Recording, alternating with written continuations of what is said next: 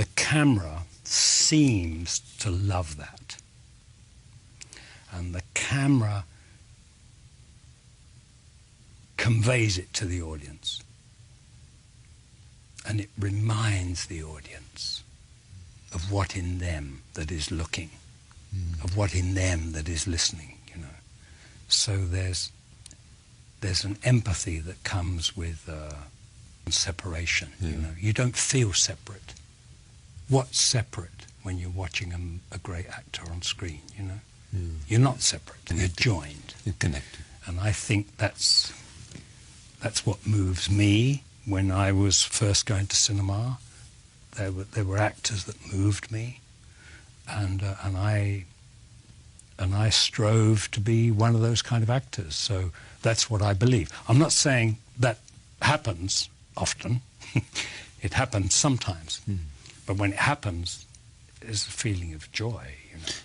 But the question then becomes, why does it happen when it happens? Well, that's the unquestionable, you know. That's the mystery of life, isn't it? Yeah. That's the kind of self-illumination of consciousness, you know, that you can't escape from. I mean, it's always there. That's the reassuring thing. My relationship with my father was exactly like that.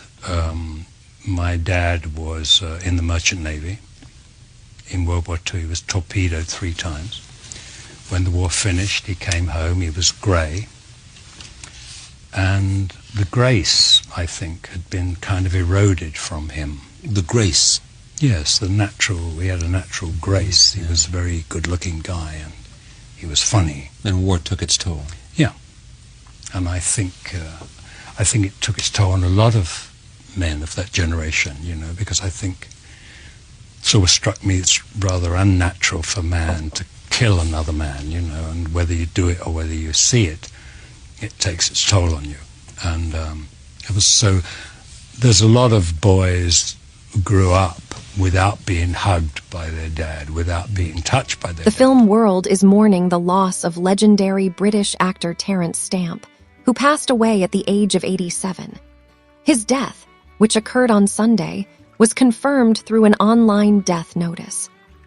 Born on July 22, 1938, in London's East End, Stamp rose to prominence in the 1960s, quickly becoming one of the most compelling figures in British cinema. His screen debut came in 1962 with the seafaring drama Billy Budd, a role that earned him an Academy Award nomination for Best Supporting Actor and marked the beginning of a remarkable career. Stamp was closely associated with the British angry young men movement, a wave of films that brought gritty realism and working-class themes to the forefront of British cinema. He cemented his reputation with a chilling performance in the 1965 adaptation of John Fowles' psychological thriller The Collector, portraying the disturbed and isolated Freddie Clegg, who kidnaps a young woman in a twisted search for affection. Throughout the 1960s, Stamp's off-screen life was as captivating as his roles. He became a fixture of swinging London, the cultural revolution that defined the decade, and was romantically linked with some of the era's most iconic women, including actress Julie Christie and supermodel Jean Shrimpton. In the decades that followed, Stamp continued to deliver standout performances across a variety of genres. To a new generation, he became known for his role as the villainous General Zod in Superman, 1978, and Superman II, 1980, delivering the memorable line, "Kneel before Zod." His versatility and charisma made him a favorite in both mainstream and independent films. In 2002, at the age of 64, Stamp married Elizabeth O'Rourke, then 29. Though the marriage later ended in divorce, it marked another chapter in his eventful personal life. Beyond his screen presence, Stamp was also known for his philosophical interests, his time spent living in India, and his passion for cooking, even authoring a cookbook that reflected his healthy lifestyle and dietary habits. Terence Stamp leaves behind a cinematic legacy that spans more than 6 decades, a career marked by intense performances, artistic risk-taking, and enduring charm.